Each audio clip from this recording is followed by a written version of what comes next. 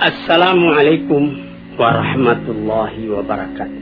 Dalam keterangan yang telah lalu kita melihat bahwasanya kepada kita telah diberitahukan bahwa hidup yang di belakang ini itulah hidup yang sebenarnya. Segala kesungguhan kita di dalam kehidupan yang sekarang, kegiatan, inisiatif, kreatif, dan segala macamnya itu, kita tujukan dalam umur yang pendek ini, dalam masa yang sedikit ini, kita sanggup memikul beban bagaimanapun beratnya. Kita sanggup payah, lelah, penat, sukar. Karena ada yang kita harapkan, yaitu kehidupan yang sejati tadi. Ilmu dan amalan, usaha dan kerja hanya alat untuk mencapai kebahagiaan hidup yang akan datang. Hidup dimulai apabila nafas sudah berhenti. Alangkah ganjilnya perkataan itu. Hidup dimulai apabila nafas sudah berhenti. Yang sebelum itu apa? Hidup itu hanya khayal. Hidup yang mengumpulkan di antara hilangnya yang disukai, yang tidak disukai. Hasilnya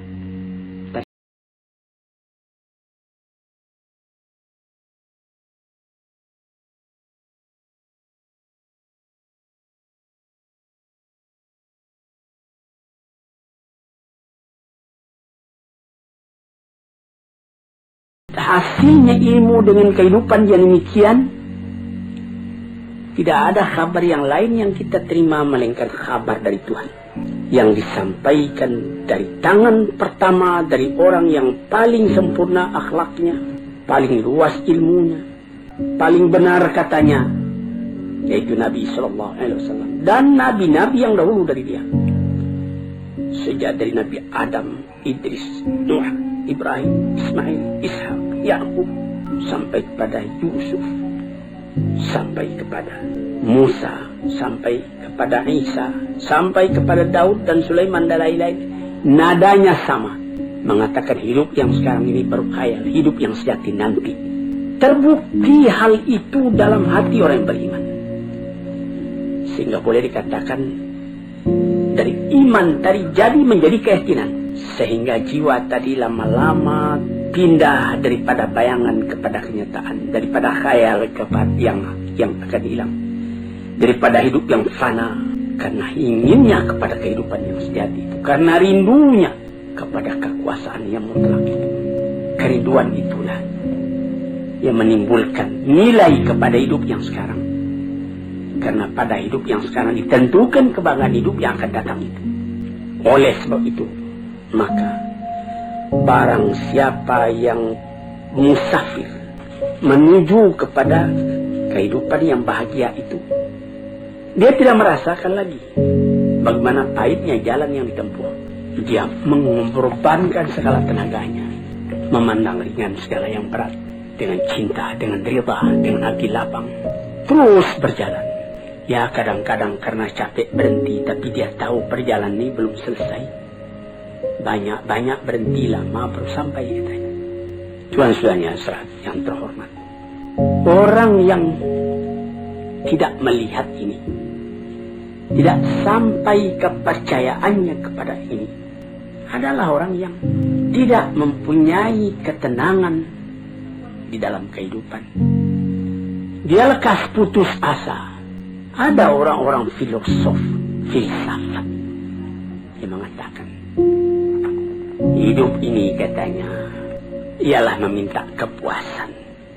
Ini ada yang disebutkan di dalam falsafah modern, eksistensialisme, mengakui adanya wujud.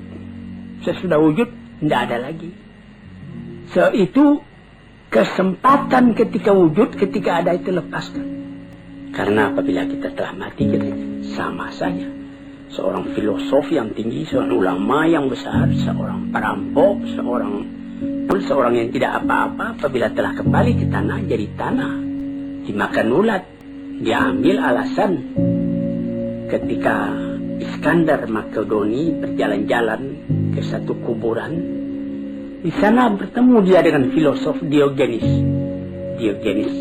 Lalu dia menanyakan, di situ ada kuburan. Raja Iskandar Makedoni menanyakan, Tuan, mengapa Tuan di sini? Dia bilang, saya sedang menggali-gali kubur. Saya hendak melihat adakah perbedaan di antara tulang ayah Tuan dengan tulang orang-orang lain yang berkubur di sini. Rupanya tidak ada perbedaan. Karena katanya kata filsafat orang enak membaca. Jadi orang-orang filosof yang begitu, dia percaya kalau sesudah mati tidak ada perbedaan lagi. Tulang sama-sama putih, tanah sama-sama hancur, sama-sama dimakan ulat, habis berkarat. Sampai disyairkan oleh ahli syair, innamal aisyu fi bahimiyatil ladlah wa ma yaqulul falsafi. Hidup itu ialah menurutkan kepuasan, ladlah, kepuasan. Segala yang ada ini katanya yang penting puas. Puas makan, puas minum, puas bersanggama dan lain-lain sebagainya. Piala dari kematian menyamakan antara orang pandai dengan orang bodoh. Orang-orang yang bodoh itu di bawah bumi sama kedudukan dengan orang filosof. Kalau engkau masih ragu, coba tanya bumi itu apa perkataannya. Perkataan begini adalah timbul dari orang yang mu'anid, yang menentang agama, menentang akal. Perasaan yang seperti ini dari akal juga, tapi akal yang dipenuhi oleh nafsu, bukan akal yang kembali kepada kemurniannya, kepada fitrahnya, akal yang jauh daripada iman dan hikmah.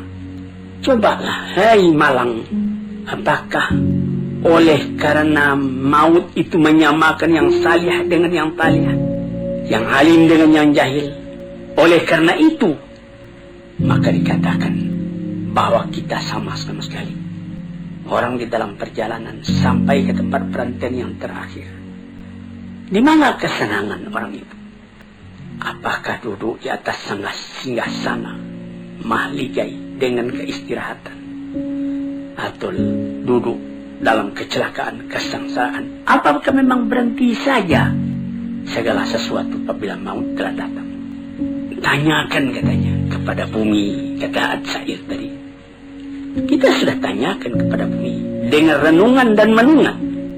Memang di dalam bumi berkumpul segala tubuh, segala badan, tulang-tulang.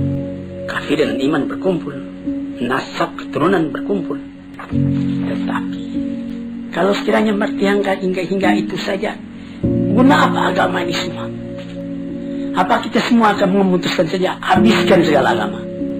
Orang mengatakan habiskan segala agama, kemudian dia membuat agama sendiri. Seumpama ketika terjadi serangan besar-besaran dari Hitler menuju Rusia, hanya saja Rusia kalah waktu Stalin masih hidup. Apa yang dikerjakan lebih dulu oleh orang-orang pengikut Stalin, oleh orang komunis ketika itu? Mempersiapkan kuburan Lenin, karena di situ diletakkan di dalam keranda kaca tubuh Lenin itu. Kemana mau simpan ini?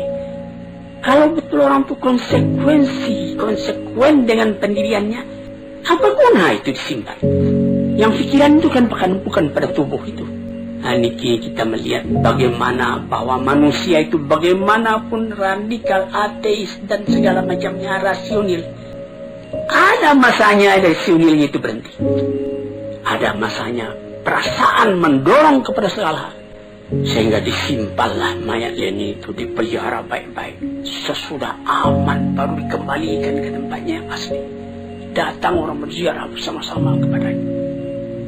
Padahal kalau ditanya kepada mereka akan mengatakan sesudah mati itu sudah sama saja antara Lenin dengan pergajul, dengan perampok, dan lain-lain sebagainya.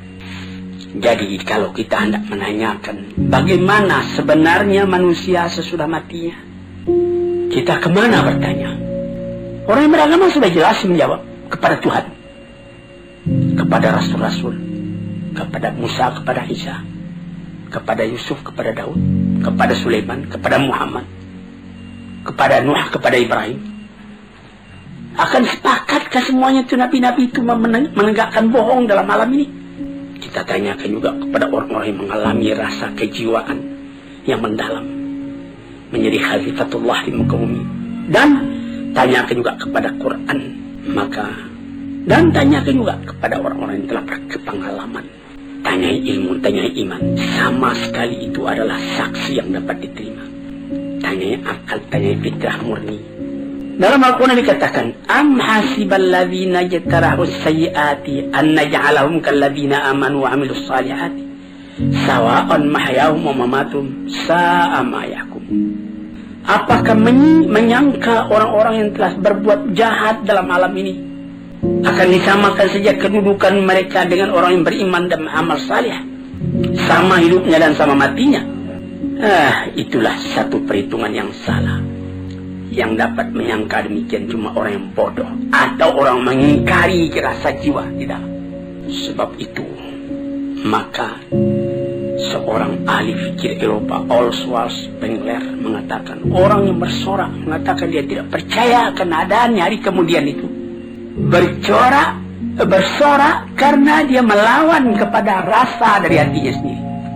Maka memandang kepada soal itu terbagi dua. Ada orang yang memandang kepada ilal asya, kepada sesuatu, dan ada orang yang memandang pada sesuatu. Antara kepada dengan pada lain. Ada orang yang memandang kepada sesuatu, ada orang yang memandang pada sesuatu. Orang yang cuma memandang kepada sesuatu, menjadikan sesuatu itu semata-mata objek, maka pikirannya dan hatinya lama-lama pecah belah. Dia tidak dapat mengambil kesimpulan. Pandangannya cuma dengan panca indera, tidak akan memberikan faidah kepadanya. Li'annahu lima faqad al-ikhtiyar awalan fa innahu faqad al-ikhtiyar thaniyan. Karena dia tidak dapat memilih sejak pertama sampai kepada yang seterusnya, tidak ada pilihan lain. Tetapi orang yang memandang pada sesuatu, bukan kepada sesuatu, pandangannya tadi membawanya menyeberang kepada rupanya dan hakikatnya dan maksudnya. Ini apa? Dari mana ke mana? Kalau dia memandang sesuatu di hadapannya itu, menjalar pikirannya tadi kepada yang lain, sebab dan akibat yang timbul dari itu. Sampai dia mengaji juga apa arti wujud dari ini, apa hikmatnya, dan apa ilmu yang sempurna dalam ini. Tambah lama derajat pandangannya pada sesuatu itu dapat membawanya membedakan mana yang saya, mana yang benar, mana yang salah, mana yang kekal, mana yang fana. Dia memandang kepada kulitnya dan intinya. Kita ambil permisalan orang yang memandang kepada sesuatu dengan pada sesuatu. Kalau dia memandang kepada sesuatu, terbujur mayat di hadapan matanya, dia lihat ini tubuh akan dimasukkan ke dalam kubur. Sesudah dalam kubur dia akan cair, tidak ada apa-apa lagi. Filosof masuk ke dalam cair, hancur jadi tanah. Psikolog masuk ke dalam kubur, hancur jadi tanah. Dia memandang itu, tidak ada artinya. Tapi kalau dia pandang kepada sesuatu, ditukar dengan pada sesuatu, dia lihat, dia bawa kepada dirinya sendiri. Bercerai nyawa dengan badan. Apakah arti perpisahan itu? Apakah yang dikatakan oleh Suhrawardi, filosof dan ahli tasawuf yang besar? Dia mengatakan, badanku ini mengurung keadaan hakikatku yang sebenarnya. Aku terikat dalamnya. Tapi apabila aku mati, artinya perceraian antara hakikatku yang hidup dengan badanku yang akan jadi tanah. Aku tidak mengenal mati. Aku melihat lagi kehidupan yang terus, yang disebutkan oleh Jalaluddin Rumi dalam pengajian tasawufnya, sampai mencapai tingkat yang paling tinggi. Dan kemudian diluaskan lagi oleh Iqbal bahwa apabila beliau manusia itu mati, dia akan mencapai tingkat kesempurnaan yang paling tinggi. Sebagai penghambat keraguan kita, kebenaran hal itu, kita mesti berani mengatakan Muhammad, na'udzubillah, Muhammad bohong, Ibrahim bohong, Ishak bohong, Ismail bohong. Isa bohong semua. Semua nabi-nabi yang mengatakan hal itu kita bohongkan. Naudzubillah. Nah, disinilah saudara-saudara yang terhormat, pentingnya pengajian.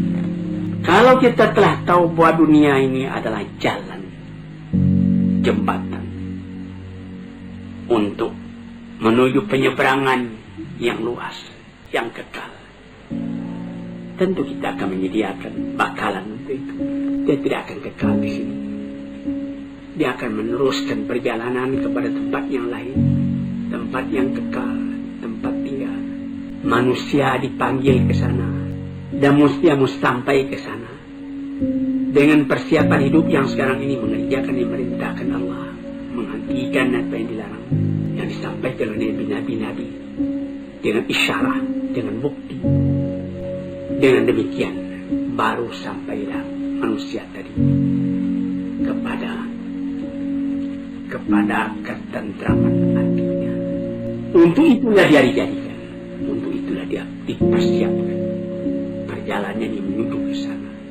Dia ke sana pasti ada hidup yang sekarang ini belum pasti. Memastikannya sikap kita sendiri, bagaimana kita menyabarangi jalan itu.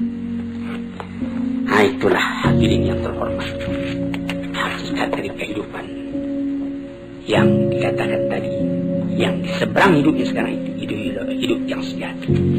Sekian dulu, lain-lain hari kita sambung lagi. Assalamualaikum warahmatullahi wabarakatuh.